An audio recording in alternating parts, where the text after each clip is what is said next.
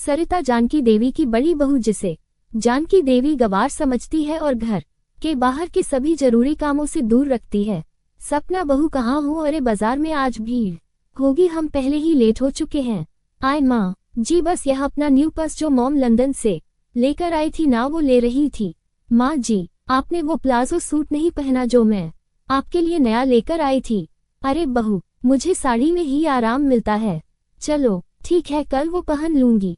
अब दिवाली की शॉपिंग के लिए बहुत समय चाहिए होता है। हाँ चलिए माँ जी, रात के खाने में दाल चावल और सूखी की अरबी की सब्जी बना लूं। अरे गवार, कहीं जाते समय टोकना जरूरी था। रहेगी तू बिल्कुल गवार की गवार ही बना ले जो बनाना है। माँ जी, सरिता भाभी हमारे साथ दिवाली शॉपिंग पर नहीं जाएगी। कैसी बातें करती हो बहू, तुम तो मॉडर्न हो, तुम जानती हो तुम्हारी जेठानी गवार है, इसे कोई अकल थोड़ी है बाजार में शॉपिंग करने की। चलो बहुत देर हो चुकी है पहले ही। अरे गुंजन का फोन आ रहा है। हाँ बिटिया, कैसी है तू? मैं ठीक हूँ। हाँ सब ठीक है। अच्छा चल ठीक है, मैं तुझे शॉपिंग से आकर बात करती हूँ। क्या कहाँ जरूरी है? हेलो कर गया, अब मिल नहीं रहा, आकर कर लूंगी। गुंजन दीदी का फोन था। हाँ पर अब मिल नहीं रहा। एक काम करते हैं, पहले बाजार हो आते हैं, फिर मैं आकर तसल्ली से बात कर लूंगी। सरिता की आंखों में आंसू आ जाते हैं। उसकी सास और देवरानी मार्केट शॉपिंग करने चली जाती है। सरिता घर के सारे काम करती है। ऐसा अक्सर ही होता था, सरिता घर के सारे काम अकेले ही करती थी, जबकि उसकी देवरानी को घर का कोई भी काम करना नहीं आता था। फर्क बस इतना था कि सरिता गरीब परिवार से आई थी, वो बेचारी बहुत सीधी सादी थी, जबकि उसकी देवरानी सपना एक अमीर खानदान की लड़की थी। इसलिए जानकी देवी ने सपना को बहुत सिर पर चढ़ा रखा था। पर सरिता इन सब के लिए कुछ भी नहीं कहती थी, वह स्वभाव की बहुत अच्छी थी। सरिता, तुम नहीं गई माँ के साथ? तुम भी चली जाती। नहीं, वो मेरे सिर में बहुत दर्द था, तो मैंने सोचा कि आराम कर लूंगी, फिर घर का काम भी था, इसलिए नहीं गई। आपके लिए और रोटी लाऊं? सरिता यहाँ बैठो मेरे पास, मैं जानता हूँ माँ तुम्हारे साथ अच्छे से व्यवहार नहीं करती है, तुम कहो तो मैं माँ से बात करूँ। कब तक वह तुम्हें घर के बाकी कामों से दूर रखेगी? और जब से राजेश की शादी हुई है सपना के आज जाने के बाद, तो उन्होंने तुम्हें और परेशान करना शुरू कर दिया है।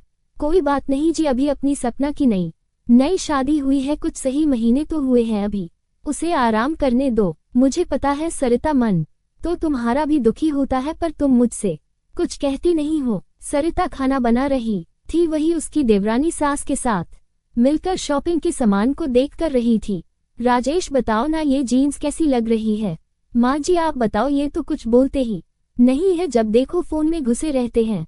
अरे बहू, तू तो पतली पतंग है, तेरे ऊपर तो सब कुछ अच्छा लगता है। वैसे भी हमारी मॉडर्न बहू स्टाइलिश कपड़े पहनती है, किसी से कम थोड़ी है। माँ जी, यह नाइट सूट तो आप पहन लो, मुझे ये कलर पसंद नहीं आया, मैं ये ब्लैक वाला रख रही हूँ। अरे बहू, कैसी बातें करती हो?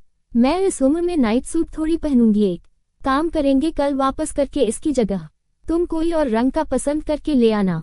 माँ जी, अगर आप कहो तो ये सरिता भाभी को दे दूं। अरे पागल है क्या, इतना सुंदर स्टाइलिश नाइट सूट उस गवार पर थोड़ी जचेगा। अरे तू अपनी जेठानी को समझती क्या है? तेरी जेठानी गवार है, उस पर कुछ नहीं जचता, कोई पढ़ी लिखी भी नहीं है, ना उसे किसी से बात करने की तमीज है, कुछ नहीं है उसमें समझ। ऐसे कपड़े ऐसा पहनावा तेरे पर ही जचता है, समझी? रख ले इसको, कल बदल कर ले आना।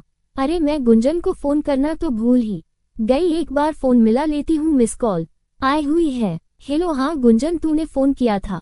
हाँ माँ, कल शाम शिल्पी के ससुराल वाले दिवाली और करवा चौथ का त्योहार देने आ रही है। सासू माँ बोल रही थी कि आप दोनों भाभीयों के साथ सुबह ही आ जाना।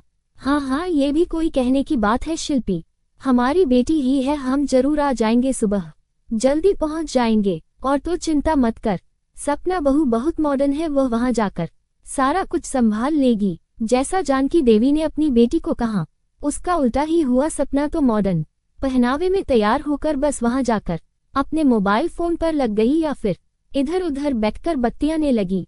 गुंजन देखती है कि सरिता ने सब कुछ संभाल लिया है। जल्दी जल्दी उसने द्वार पर बहुत ही सुंदर रंगोली बना दी।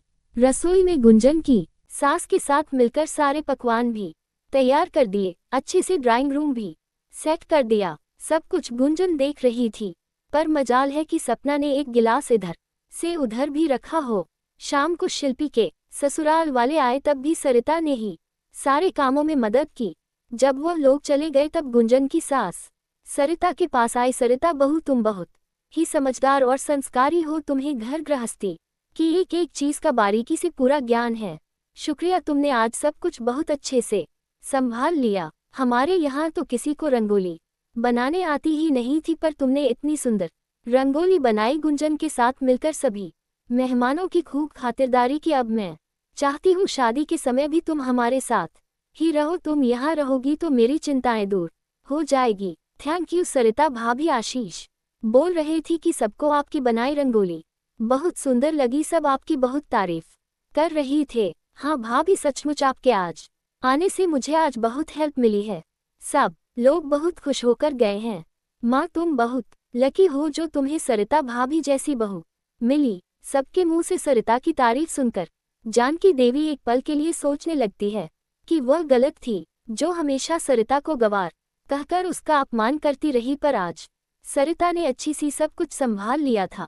जानकी देवी को अपनी गलती का एहसास हो गया था और वह अपनी गलती को सुधारना चाहती थी। माँ जी, आज आप और मैं मिलकर रसोई में इतना सारा काम कर रहे हैं। सरिता भाभी कहाँ है? मुझे रसोई में बहुत गर्मी लग रही है, मैं थोड़ी देर जाकर सो जाऊं।